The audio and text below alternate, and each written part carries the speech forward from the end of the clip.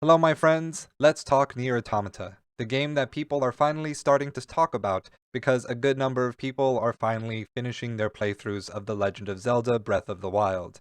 The original Nier was one of my two favorite games of the last generation, and I can't help but feel justified in my philosophical evaluations of games when this impossible sequel literally bleeds philosophy at every moment. But Nier's version of narrative is a weird mix of crushing depression and hopeful levity. Automata offers us the hope that was promised at the end of the original Nier's philosophical lesson. So when we're done here, I suggest you click the link to my short series on the philosophy of the original Nier at the end. But without more delay, let's get into Automata, which has a very simple and foundational message. The unexamined life is not worth living. First, in Nier Automata, not having meaning is often equated to not having life or a right to it. This is first alluded to early on with 9S's often repeated line, "There's no meaning in anything machines do." That line being the excuse given to YoRHA members to justify ignoring pacifist, intellectual, or human-like behaviors and communication that they see in machines. Regardless of their being, without meaning, their lives don't have value, and thus killing machines is permissible for YoRHA and other Android Resistance members. Second, lost connections are met with the inability to cope or handle loss in the YoRHA command structure. Having emotions or feelings is not allowed because they are inefficient towards mission success. The various androids are obviously completely inept at suppressing emotions, and for a time 2B seemed to be the only one accomplishing this stoicism. But multiple side quests and main quests show a complete and perpetual collapse in both emotion and a sense of purpose when an android or machine loses a loved one. In A2's case, it was the loss of her original squad, and Anemone's squad, that caused her to vow to kill all machines until they kill her. A2 couldn't bring herself to actually kill herself once she lost everyone, but her rage and her lack of purpose meant she could only rely on the thing she was made for, which was killing machines. 9S, particularly in losing 2B to A2, wow, that sentence almost doesn't sound correct. 9S lost 2B when 2B asked Unit A2 to kill her, so as to prevent the spread of the logic virus that had infected her. And as a result, 9S comes up with the same conclusion that A2 did originally, that his only purpose was to kill all machines, and A2, and to continue doing so until he was eventually destroyed. Eve, when he loses Adam, ended up viewing his own life as meaningless and sought death because his life was poorly examined in a bubble without input from others. Eve's purpose in life was his love for Adam, and once Adam was dead, lost all meaning when Adam planned his own death at the hand of 2B. While Adam himself was an outlier to this sort of trajectory being experienced by so many other characters, because he had an internal purpose of learning about humanity, his progenitors, from reading the Old Testament. But without critical guidance, Adam formed a skewed perspective of a virtue of wrath and hatred from the interaction between humans and gods. And also, there are many androids in side quests who go crazy after losing a loved one. They don't have any means to examine that loss, and thus can't build emotional intelligence that would help them manage that situation in a healthy way. Third, whenever characters have a chance to examine meaning, they are dismissive of the notion of thinking about such concerns at all. The first and most prominent example of this is the very first side quest that we do for the supply store owner, who sends you on a quest to get the parts needed to repair his leg, only to reveal that he intends to use it for other androids' repairs, and not repairing himself. He expresses a concern that is consistent with the thought experiment called the Ship of Theseus, as well as his fear of losing his identity should he actually end up replacing every part that made up his original body. This concern, however, is outright ignored by 2B and 9S, who routinely back up their consciousness and switch bodies on a daily basis, thus setting a tone of treating anyone attempting to examine their own condition or the state of the world as being weird or abnormal. Fourth, all bosses and many significant NPCs are directly named after philosophers, from Simone de Beauvoir to Hegel, to Kierkegaard, to Jean-Paul Sartre, and Ernest Bloch, and even Chinese philosophers like Roshi and Koshi all famous historical figures that engaged in the dialectic and the pursuit of wisdom through a loving dialogue between friends. Through the act of killing or erasing these characters, we symbolically destroy the ones who are attempting to find meaning and give sources of meaning to their various communities. The machine Pascal gave the virtue of faith and peace to his village. Ernest gave the virtue of independence and hope to the forest kingdom. And Kierkegaard also gave the ideas of faith as well as companionship to the robots living in the abandoned factory. Particularly, most of these philosophers are existentialists, a group of last century's modern philosophy that directly focused on the meaninglessness of reality. They state that existence and being precedes essence or purpose, which was considered the common wisdom of the time, and that the examined life was the function of creating your own meaning and becoming authentically a whole person. Killing those philosophers who found rational ways to overcome meaninglessness also symbolically dooms our characters to lose themselves and any sense of purpose. There is an endgame event that really embodies overcoming this, but I want to try and avoid those major event spoilers the best I can. Finally, a single small trite game mechanic was put into the game to constantly tell the player that they are in dialogue with these philosophies. Camus, an existentialist who doesn't get much play in this game, is famously quoted for saying, "The only philosophical question that matters is whether or not to kill yourself." And from moment one of the game, this option is available to you. Just go into your plugin chips, remove your operating system software, and voila. Nier Automata allows you to commit suicide at any point if the meaningless of life becomes too much. Nier Automata, however, as a game to be played, challenges its players to push back and thus forge their own meaning by playing the game to its end, to move past all the unsatisfying endings until we reach the true end. Nier Automata is a game that challenges you to find meaning in the meaningless. It reflects that aspect of life better than any game before it, but that meaning has to be your own, and the attempt to find meaning ends up being far more important. To embrace ambiguity and to continue the search, because the unexamined life is not worth living. Thank you for watching, everyone. Now the attentive viewer will notice that the title of the video says The Philosophy of Nier Automata Alpha. That can only mean one thing. The Philosophy of Nier Automata Beta is just around the corner. Yes, the themes of this game are deep enough to thoroughly cover many different philosophies, so I'll give you a hint about the episode on the screen. HE. Let's play a little game. If you can correctly guess the idea or topic of the next video on Nier Automata using that hint, I'll include your name at the end of the Philosophy of Nier Automata Beta next week. So put your answers in the comments below, and be sure to subscribe to find out if you guessed correctly. Thank you for watching, and stay true. Hello my friends, let's talk about Nier Automata again. At the end of Alpha, I left a crude teaser for what today's topic was going to delve into. The letters HE could have meant any number of things, but alas, they were just initials meaning human exceptionalism. Human exceptionalism is the idea that humans are unique or above all other forms of life or existence on the planet. A version of the idea can be found in nearly every culture throughout the world, sometimes demanding that people fulfill ethical duties to non-human animals, while others treat humanity as having free rein to manipulate and control other forms of life. Nier Automata, however, definitely falls into a camp that denies this idea entirely. Probably better called human non-exceptionalism, Nier Automata seems to stay in step with the original Nier's treatment of looking at many different kinds of life having full personhood and rights. So, in this game where humanity is entirely distant and absent,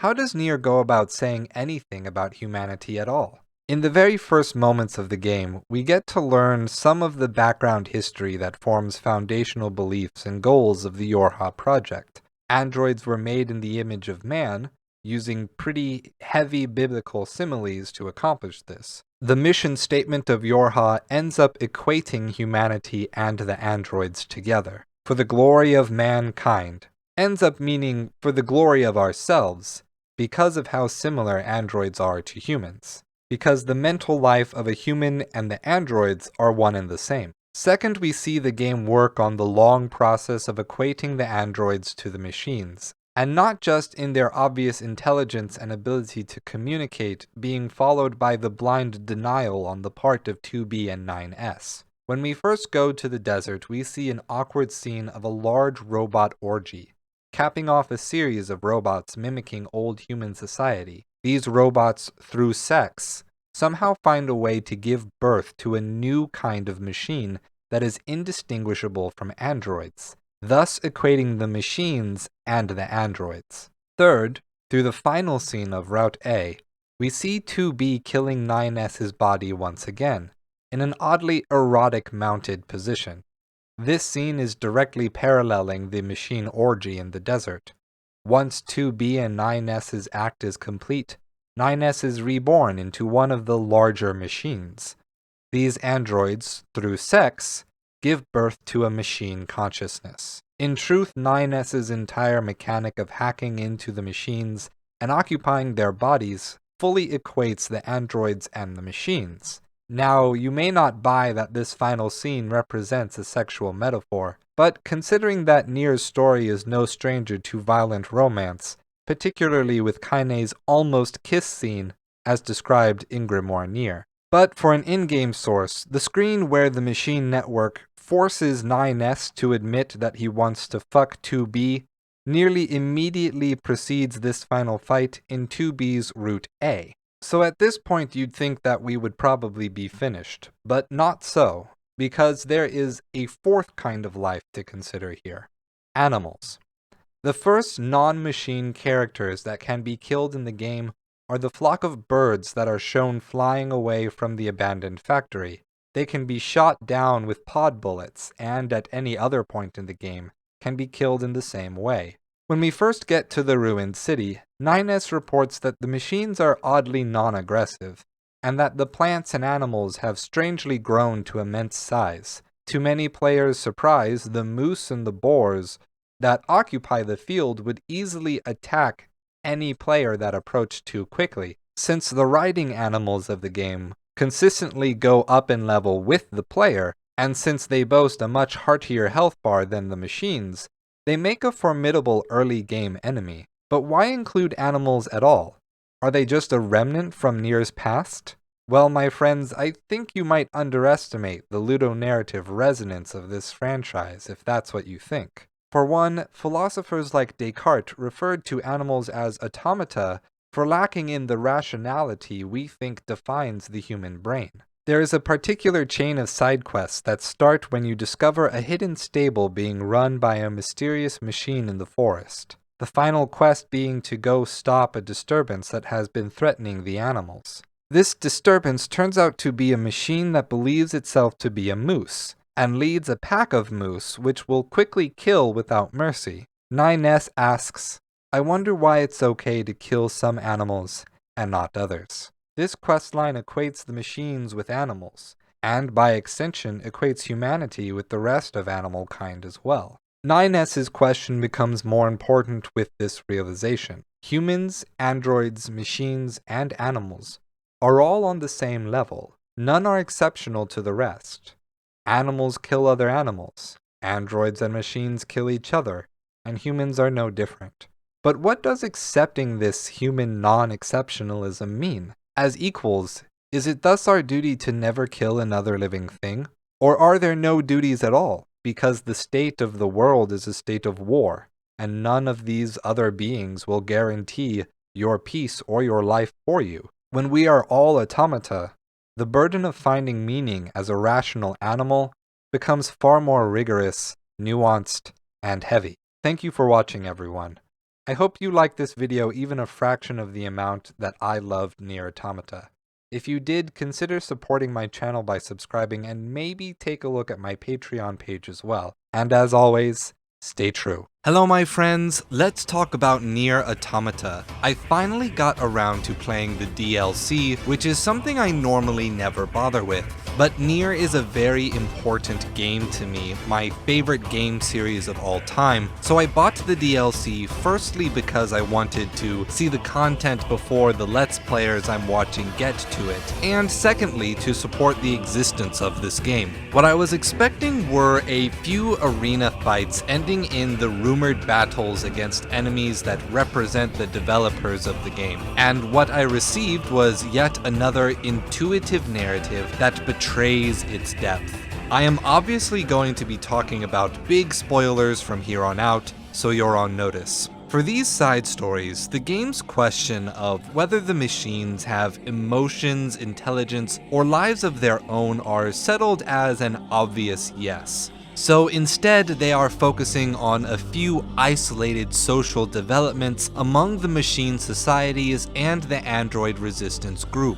The first of the three arenas is found in the desert, where the machines have modeled their society after Facade, the city of laws from the first Nier. They don the clothes of the ancient civilization and have developed for themselves an overly complex system of thousands of rules to dictate the course of their operations. For these machines, the rules represent a wide array of situations, from offering a solution to a problem to giving an inspirational metaphor to affect some kind of confidence in themselves. Their goal is to bring about self-improvement by expanding their rule sets and achieving a kind of machine virtue. And in this context, it feels far more appropriate for a group of machines to operate on a complex system of logical schemes than it was for a group of humans in the original Nier. For the player, the arena forces you to avoid using certain functions or taking certain actions in each fight. From simple challenges like don't use your pod bullets and don't evade, to unfair rules like don't let your feet touch the ground. The game causes you to experience the goal of these machines by improving your skills as a player by means of limiting your options, limiting your freedom as a player, continuing the ludo-narrative resonance that makes me love these games so much. When you finish these challenges, you are named their new king, and the receptionist machine delivers the same line that Fira gives us in Facade. Rules are not meant to bind us, but to make us free. Yet also warned us not to be too much of a stickler for the rules, because it is rumored that such inflexibility was Facade's ultimate downfall. For more on that topic, you'll have to watch my videos on the philosophy of Nier. But as we ride the elevator up and out of the area, we are shown a scene of a machine's memory of being bound by these rules without end. The next arena we can access is on the shore of the sunken city. This arena is run by androids of the resistance camp. The androids here have enslaved a large number of machines for the sake of pitting them against each other or against androids who want to have a little fun. When the machines aren't fighting, the androids spend their time torturing the machines, making false promises of freedom, and experimenting on them to make their slave machines more effective in the arena. The machines beg for their lives, and the androids scoff at how stupid the machines are for thinking that they are alive when they aren't. These androids don't recognize the life, the autonomy of these machines because of the hatred formed from years of war. After you complete the challenges and leave the arena, we see another scene of a machine's memory. This one expounds on how making bonds of friendship leads to making enemies out of others. To give one person special treatment means to withhold that treatment from other people, and thus this phenomenon of friendship is the ultimate foundation of the emotion of discrimination.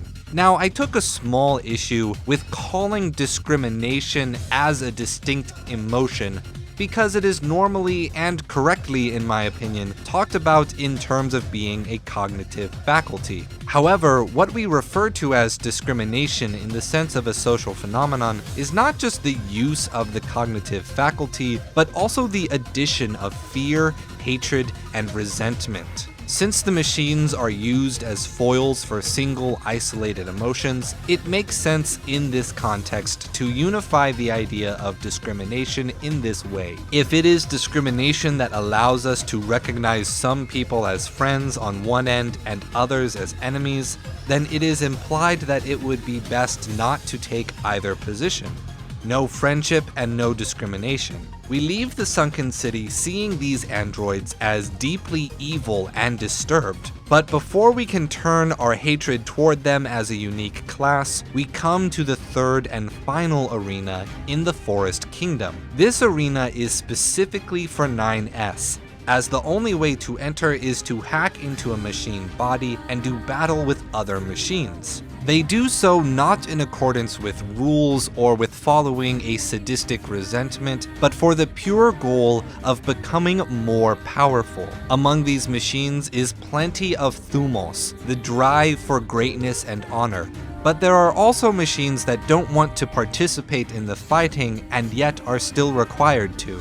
And while they may be pursuing a positive goal, the result and the expression is largely identical to the android's slave trade. As we leave the Forest Kingdom arena, another memory plays of a machine that was forced to continually fight and grow stronger. But its pursuit is ceaseless. It fights until it ultimately breaks down. So here we have 3 arenas and 3 distinct scenarios. One is about rules and laws, the next is about discrimination and bigotry, and the last is about improvement and the pursuit of power. So what, if anything, do these side stories have in common? Each of these arenas demonstrates a lack of temperance, the virtue of the mean. First, the desert arena challenges you to strictly adhere to a set of rules, then advises you to not be such a stickler and allow the rules to fall away when they keep you from finding your purpose. Second, the sunken city arena warns you against taking strict sides in a conflict, to avoid seeing people as either friends or enemies, and instead treat all people with the same magnanimous sentiment. Third, the Forest Kingdom arena has us pursuing a very specific purpose, the goal of getting stronger, but being so obsessed with it that the end result is total self-destruction, single-mindedly pursuing one virtue without cultivating the others, resulting in ultimately achieving none of them. The virtue of the mean is the ethical philosophy of Aristotle presented in his essay The Nicomachean Ethics, which was written for his nephew Nicomachus as a sort of birthday present when he was coming of age. In it, Aristotle describes that for any given character trait, a person can have it in excess or be lacking in it. For example, courage can be considered a virtue. If a person is courageous, then they will be able to make good and just decisions in situations where courage is required. But if you are lacking in courage, then you will be fearful and cowardly, running from challenges that you ought to face. An excess of courage, however, and you will be brash and reckless. You will create more risk than there is reward and cause more trouble for the people around you. As an individual ethic, a tool for trying to discern right from wrong, this concept is intuitive and pretty functional. But as ethics continued to develop and become more external during the Latin Renaissance, particularly with the invention of human rights, it became easier to scrutinize. For example, if virtue is finding the balance between two extremes, but you don't have an account for how to determine what positions are extreme, then you can label any idea, political question, or ethical rule as being one of those extremes, and thus inch the more reasonable middle point toward an extreme ideology and away from a truly balanced approach. Still, as an individual, the virtue of the mean provides a good foil that motivates a person to strive for temperance by patiently considering all of your options and finding compromise. Nier Automata affords us the opportunity to experience the perspective of a machine trying to do just that in a world overpopulated by extremists. After the final arena, we receive a mysterious message and go to meet this machine who has been sending us its memories. Its name is Plato 1728, a machine that operated in the earlier parts of the machine-android war. Plato 1728 is beaten and broken and ridiculed for being stupid, irrational, and incapable, but still never allowed to slow down, never allowed to remove itself from the war effort, and never decommissioned. The machine life forms tend to become hyper-focused, obsessed with a specific idea or object in order to cope with the experience of life in this world. And for Plato 1728, this was a small ceramic doll that he found left behind by the humans. This doll had no purpose but to give Plato 1728 some solace. But the doll was broken during a battle, and Plato 1728 went mad. It chose to no longer strive for balance. It could no longer strive to temper life with love and compassion in this world of extremists as the norm. So it snapped and went on a rampage, destroying dozens of machines and androids before ultimately being destroyed itself. Though not entirely, because Plato 1728's consciousness, its memory files, were maintained and connected to an old server. The machine network, not knowing why Plato 1728 suddenly went crazy, created a policy to destroy every doll they find in every way they can. And the memories of Plato 1728 are forced to watch this process as it goes on for eternity, goes on with impunity. When Plato 1728 entered the scene, I became very excited and was expecting a lot more philosophical ground to be covered. Plato 1728 joins the game as one of very few essentialist philosophers being showcased. Essentialists, which make up the majority of philosophers by the way, hold that meaning and purpose can exist as something real in the world, whereas existentialists argue that such does not exist and that meaning either can or cannot be created. For Plato, however, the virtue of the mean is a very prominent part of his philosophy. When you think about Plato, either the theory of forms or his idea of the philosopher king or the Callipolis of the Republic come to mind. Temperance for Plato is just one of the virtues. It is Aristotle that makes temperance, the concept of the mean, ubiquitous to achieving any other sort of virtue. But this confusion of the two philosophers is appropriate in its own way. In the history of philosophy, Plato's work was often attributed to Aristotle in other cultures' academic traditions outside of Greece. For example, in the medieval era of the Islamic kingdoms. And ultimately, it isn't really that big a deal, since the virtue of the mean does play a role in both schools of thought, and that Aristotle is sometimes considered to be expounding on the base idea from Plato, who was his teacher. I find this mixing of Aristotle and Plato even more appropriate in the context of Nier Automata's world, because they have lost so much of human history and are trying to reconstruct it from barely connecting scraps. Nier Automata presents a world where so many people take radical approaches to emotions, to rules, to the pursuit of purpose and meaning, that they grow tired, they lose their way, or they fall into madness. If they could just slow down a bit, apply some temperance, and take the search for meaning a little less seriously, then they would probably have an easier time finding it. Thank you for watching, my friends. It has been so long since I engaged with Nier, and I'm glad to announce that I'm ready to start doing more with it. I have plans for a few more casual style videos for this game that may or may not become full episodes later on, but will be fun to do anyway. If you enjoyed this video and would like to see more like it, subscribe to the channel and hit the notification bell. New videos come out every Saturday, so I hope you will join us next week. We are still a small community, and the only way that we can grow is with your help. Thanks again, and remember, stay true.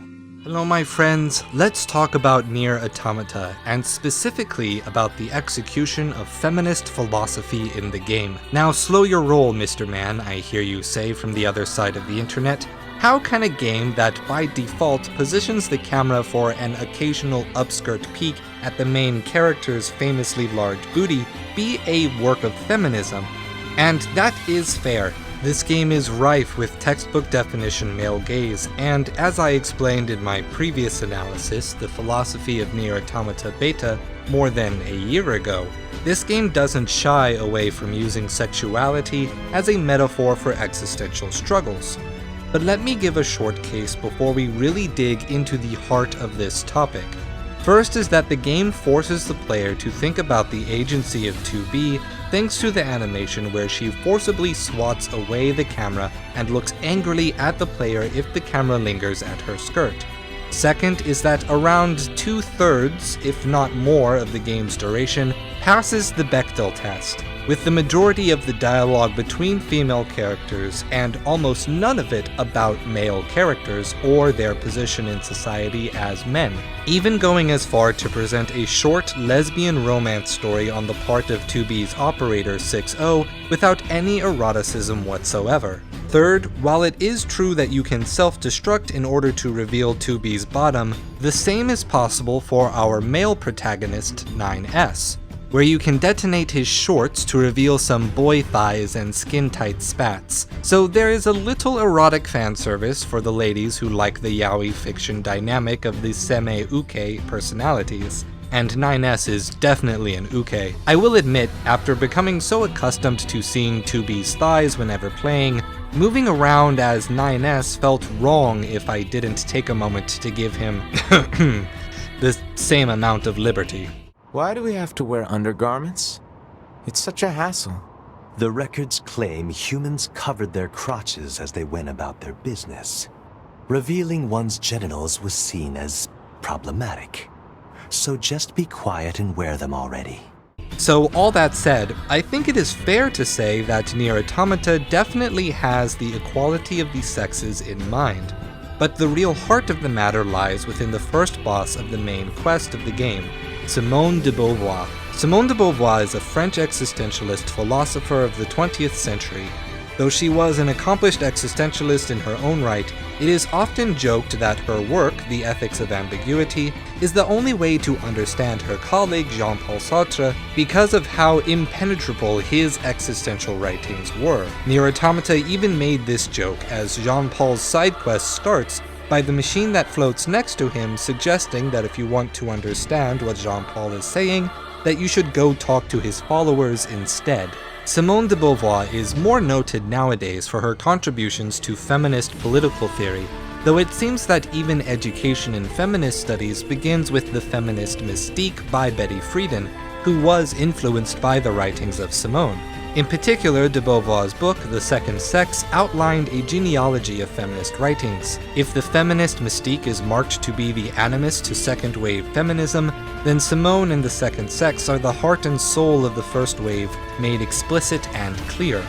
Now, there are a lot of different social commentaries and reasons for how they came about, not just for modern society, but societies throughout history. So we won't be looking at all of Simone's philosophy, but the aspects of which are relevant and presented in the game. Quote, "One is not born a woman, but rather becomes one." End quote. By extrapolating from the best biological science at the time, de Beauvoir demonstrated that women and man's value cannot be determined by biology, but that socially constructed beliefs and economics affecting those changes in beliefs was significantly more impactful. She took Friedrich Engels, co-author of the Communist Manifesto alongside Marx, to task for his assertion that the defeat of the female sex resulted from the invention of private property during the Bronze Age. This assertion was entirely baseless, and Simone criticized him for using no actual historical evidence to support the claim. Even the best scholarship of today shows that in many aspects of social roles throughout the very extensive hierarchy system of Bronze Age Egypt, women had a more egalitarian position than what we have in our current society. It is the culture that had Cleopatra, after all. Conversely, de Beauvoir showed how the creation of industrialization, women's subsequent entry into the workforce, and the invention of viable birth control were largely responsible for removing two factors of female oppression: economic dependence on men and the view of childbirth as a duty. Economic dependence, of course, meant not being able to take social action without a man's consent, and turning the act of childbirth into an ethical burden formed the basis of many further burdens placed on the role of women. Now, we already mentioned how Simone took down the biological argument, but it is worth noting that this is what de Beauvoir means when she says that a female person becomes a gendered woman through society. This long series of standards for women imposed forcefully by men creates a unique burden of femininity, whereas men are a neutral standard, free to self-determine as they see fit. And this dynamic still reveals itself today in things like character design. Pac-Man is a disc with a mouth and an eye dot, but add a bow and suddenly Pac-Man is a woman. In Sonic the Hedgehog, every male character runs around naked, while most female characters are given dresses, skirts, or tops to engender modesty for those characters they decided to give breasts. Princess Sally being the exception to this rule in the Sonic lore, but that also demonstrates that engendering the character designs in the first place was unnecessary. But as a side note, modern intersectional feminism no longer holds this to be true, and recognizes a socially constructed burden of masculinity as limiting the freedom and self-determinism of men as well. This is what feminism refers to when they use the term toxic masculinity. We must remember, however, that Simone de Beauvoir is an existentialist. She argued that the human condition, regardless of gender, was defined by what she called the lack. That is, the lack of inherent meaning. Without such meaning or purpose, all that remains is the radical freedom described by Jean-Paul Sartre. But just like humanity itself, the machine life forms had no inherent burdens when they were connected to the machine network. They were a fully industrialized society, and thanks to the DLC, we see that they had some small measure of self-determinism, so long as they met the burden of devoting all of their labor to the machine network, but that's a topic for another time. No, in Nier Automata, the engendered norms came from the machine life form called Jean-Paul. In this game, Jean-Paul is kind of a jerk. He'll talk past you whenever you approach about his own ideas, ignore what anyone says in response, and regards any attempt at communication of some expression to be useless trash. This Jean-Paul does not care about dialogue or the other in any way. Yet he still rose to prominence in Pascal's village.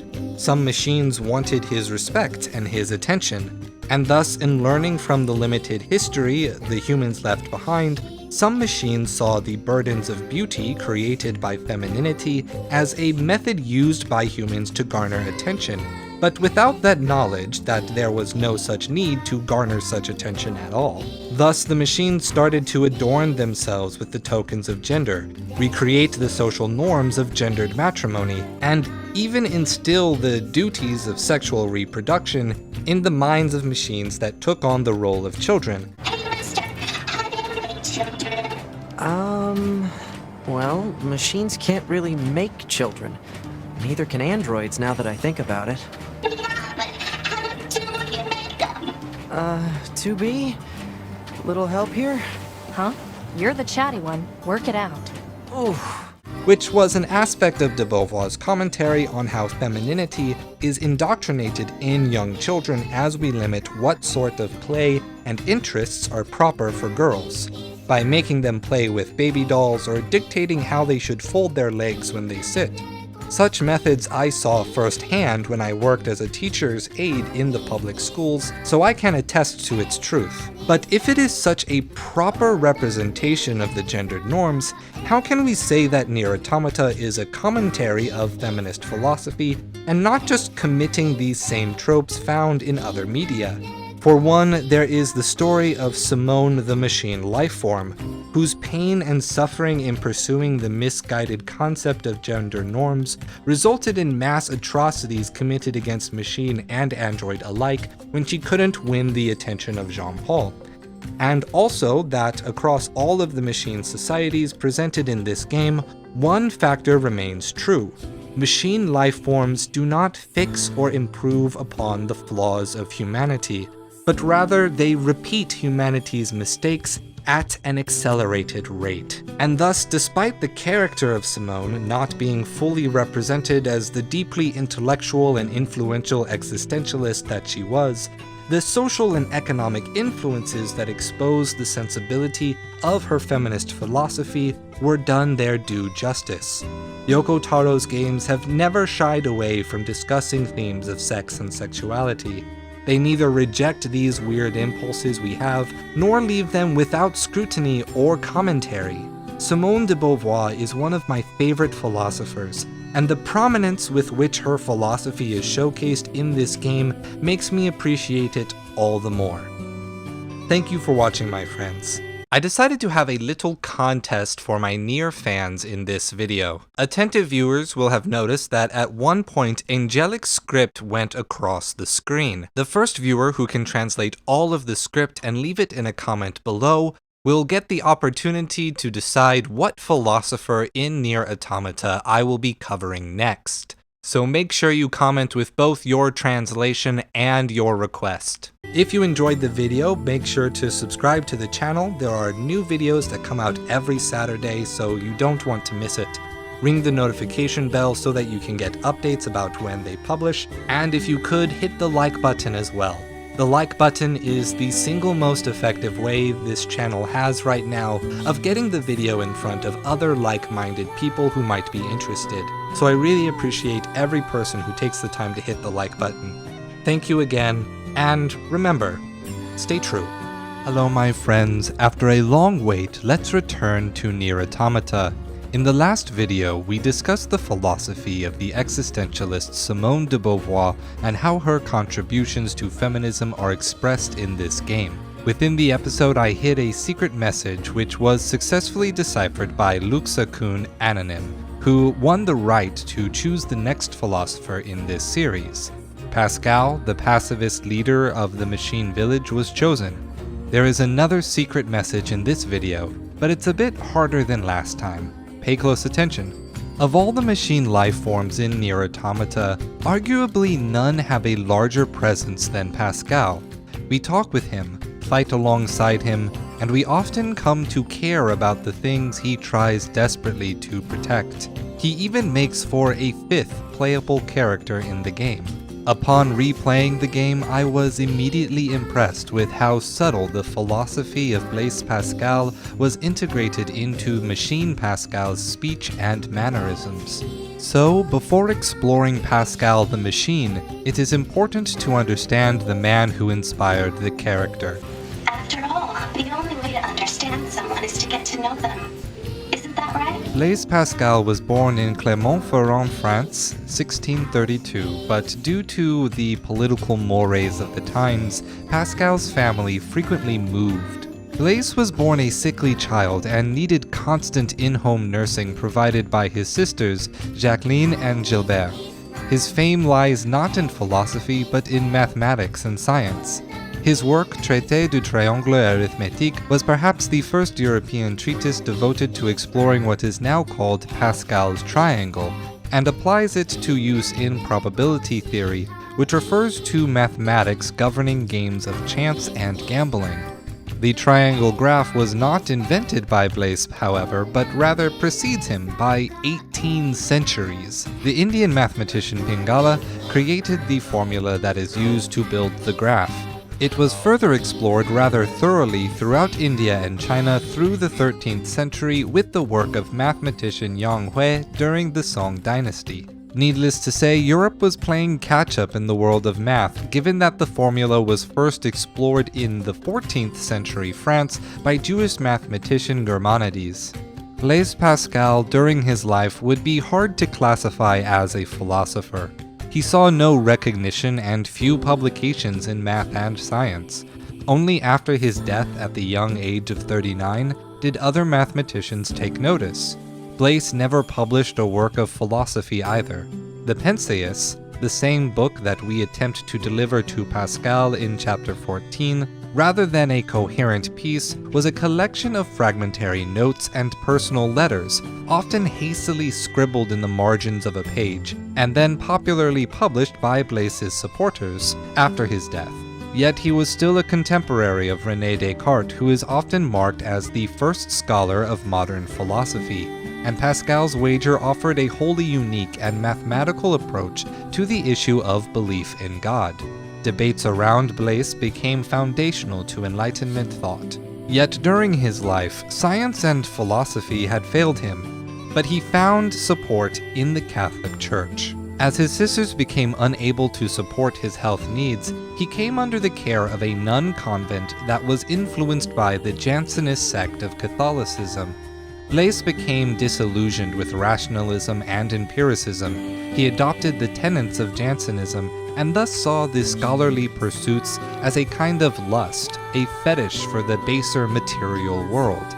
Since real value, the true, could only be realized through revelation from God, through God's grace. This sect was diametrically opposed to the Jesuit order of Catholicism, whom Blaise frequently disparaged. The Jesuit order's central tenet is that to truly praise and understand God, one must learn about God's creation and spread education amongst the people. Fun fact about myself, I was educated at a Jesuit university, as was most of my family. That tenet is part of why I do this channel. Pascal, the machine lifeform, experienced his own disenchantment with the values of his society, seeing the endless pursuit of war for a creator that never spoke orders as completely meaningless. Thus, he separated from the machine network and started his own convent of machines, radically dedicated to pacifism. Pascal speaks in a measured, reasonable tone, never rejecting the beliefs of others even when violently opposed to him. Much like our pods, he speaks in probabilistic terms about beliefs and actions, yet asks us to forgo those probabilities and voluntarily choose to think of his village as friends. I realize the odds of you believing me are strikingly low, but I hope you will nonetheless. Given that Blaise found rationality in science to be a form of debauchery, it becomes poetic that Machine Pascal's values are put in harm's way by a religious concupiscence from machine lifeforms under the religious existentialism of the machine Kierkegaard. But the philosopher Kierkegaard's influence will have to wait for another video. Rather than being hateful, Pascal found the machines to be an interesting topic of potential study. Yet when the machine network tries to reassert control and causes the village machines to go berserk, Pascal abandons his value of peace in favor of protecting his children. Yet what he finds will lead to what is perhaps one of the hardest decisions in the game. Pascal's wager is an argument for rationally maintaining belief in God through nothing more than the outcomes of assigning our beliefs in the face of God either existing or not. Increasingly complex and abstract mathematics comes out of extrapolating its equations, and how the values ought to be assigned are still hotly debated. Blaise meant for his wager to stand only for belief in the Catholic conception of God, but it is often critiqued for equally supporting belief in any God concept. Decision theory is the belief that rationality is determined by calculating the utility of a decision or belief. If the utility results in a negative value, the decision is irrational. If the value is of neutral utility, then it would be neither rational nor irrational, but indeterminable. And of course, if the utility is positive, then rationality dictates one ought to make that decision. Decision theory comes with the interesting result that people may be compelled by rationality to engage in risky behavior like gambling. Then there is the idea of superdominance. If the lowest utility of a given decision is equal to or greater than the greatest utility of a second decision, then one is compelled by rationality to always choose the first decision. Pascal's wager attempts to show that belief in God superdominates any other decision in possible utility. Starting from the bottom, if one disbelieves in God and God does not exist, the result is that nothing in life changes. Status quo maintained. It is thus neutral, neither rational nor irrational. If one disbelieves and God does exist, the result is still the status quo, assuming God is still fair regardless of conscious belief. Neutral. If one believes and God does not exist, the result is still the status quo. Nothing changes, and thus the utility is neutral. But if one believes and God does exist, the outcome is infinite good in heaven. Since in this model, belief in God has the only net positive utility, further it has more potential utility than any possible alternative, decision theory's principle of superdominance dictates that, to be rational, one must apportion their belief to God. I've included a link to a more extensive discussion on the wager itself in the description. What does it mean to wager for God? Pascal's wager is written along lines of decision theory, which assumes that we may voluntarily choose beliefs and that we ought to do so when rationality, determined by utility, dictates it so. Blaise, as a Jansenist Catholic, believes that only those motivated to make that choice by the revelation of grace received from God would have proper beliefs. While it is written as though it is a piece of rhetoric meant to convince someone to choose belief in God, his beliefs expressed elsewhere in the Penseus suggest that the wager was meant to demonstrate how a believer could rationally maintain religious faith in the face of claims to the contrary. Rationality and science ultimately fail to present any real value, merely a facsimile of material knowledge.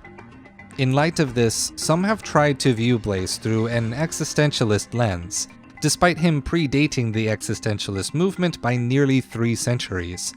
Blaise believed in the true and the good as extant values, but ones only made known through God's grace. In Nier Automata, we have our own wager, a gamble to be made on Pascal himself. Could decision theory help us determine the right course of action? When Pascal retreats with the children to the abandoned factory, we wager our lives to protect the child against an armada of hostile machines. Yet when we return, we learn that the children have succumbed to fear and tragically have taken their own lives. Pascal cannot accept the loss of everything that he held dear, so he asks us a favor, to either erase his memory or kill him. If we erase Pascal's memory so that he may go on living with no knowledge of the past, he thanks us, reboots, and begins life anew as a scrap merchant, selling us the bodies of his former friends and family. In decision theory, we may see this outcome as a loss of value. Everything that Pascal knew about the history of this world and the hope for peace are lost. According to decision theory, the utility is negative, and thus this is an irrational choice. If we kill Pascal, once again he thanks us with his last words. We obtain Pascal's core, which contains all of Pascal's consciousness and memory, still extant but trapped within a broken box that will never regenerate. By decision theory, this outcome is of neutral utility. The data exists, but is unusable for further progress. Killing Pascal is neither rational nor irrational. His death is merely permissible. There is yet a third option. We can refuse Pascal's request by simply walking away. As we do, Pascal pleads with us and laments our cruelty. There is no thanks for this decision. If we return to Pascal's village, we find that he has left, but he has also left behind a book on the nature of life and death. This is perhaps the greatest strength of Pascal's wager. Regardless of everything that has occurred, regardless of his own words, we can apportion our belief, our faith, to Pascal. If Pascal has the chance to go out into the world and share his experiences firsthand, not merely reading the works of humans long past, there is no telling what might be gained. A positive utility, the rational choice. Where the state ceaseth, there only commenceth the man who is not superfluous. I see. It seems this Nietzsche was quite the profound thinker. Or perhaps he skipped right past profound and went straight to crazy instead. Oh well, enough of that. I best go see the world for myself instead of burying my head in books. Thank you for watching, my friends. Were you able to find my secret message hidden within this video? Just like last time, the person to correctly decipher the secret message will earn the right to decide which philosopher in this game I will be covering next. So make sure to include your suggestion alongside your guess. New videos come out every Saturday on the philosophical influences in games and anime, so I hope you'll remember to join us by hitting the subscribe and notification buttons.